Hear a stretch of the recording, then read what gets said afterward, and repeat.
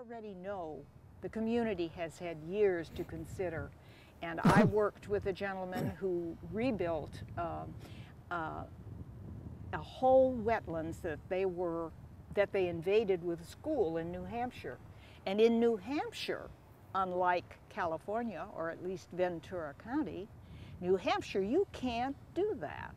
If you come in and interrupt a wetlands, you are responsible for rebuilding and enhancing and making it an educational effort, and that's what will be done here.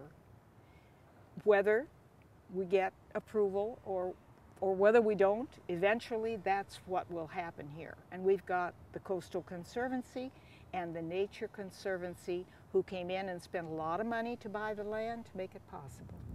So we think we're in pretty good shape, but we need lots of people willing to come and join us and have the satisfaction of saving something that was absolutely condemned. And it's a good feeling when you can do that. Now the Coastal Commission, I think we voted in around 73 or so. Yes, new members rotate, as you know, every 2 years. So sometimes if there's a new governor, then his appointees change, but some of them seem to stay quite a long time. Well, the way I understand the Coastal Commission is that they have very broad powers. In fact, they have regulatory statutes that may affect properties far away from the coast because they're on a tributary to a tributary. Yes, we find that mostly it's within so many miles of the coast here at our, because that's their main concern. We're here at the coast. Why isn't the Coastal Commission coming in and overriding the city? They're pretty careful about doing that, and so the county will tell you they must be careful. But you know, if this is restored the way it should be and the way we hope it will be, this will be a destination for nature lovers, bird watchers. I mean, bird watchers will go anywhere to put another species in their notebook, and they'll pay whatever it costs to go.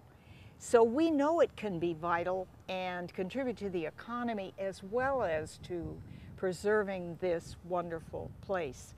So we're pushing for that. But several things are necessary, Bill. We have to be sure that the wetland itself has sufficient upland secured for it to protect the vitality and the viability of the wetland. It cannot exist without quite extensive upland. And now they want to bring industry here, and they want to put in a massive development that will have many dogs and many children who like to run and jump and play, and there will be lots of impacts on the nesting season, which we can't control if they bring residential right to our front door. This land behind us here, then if it stays as a wetland, what happens to that property? What we would like to see happen to this property is that rather than cleaning it up and bringing industry in, which the city would like to do, we would like to see a welcome center, and we would like to have it be an educational center as well. You see, we're only 7 miles from the university here, the new university. And those scientists, I made a special appeal to them and formulated a group called Seaweed, which was a coalition for environmental education and discovery. And they're very anxious to be on this ground and acquainting their students with a live and functioning wetland. And also they have, all the students have a service learning that they must complete before they can graduate. And this is a wonderful opportunity for them to monitor and mentor young people, high school kids, and the high school kids can mentor the elementary kids. And this can be a thriving education in the survival of a wetland and what it can mean to a community, not just from a natural standpoint, but from a financial one as well. The idea then is to put a welcome center here, an interpretive center. Will that be restoring the dunes on that side of the wall as well?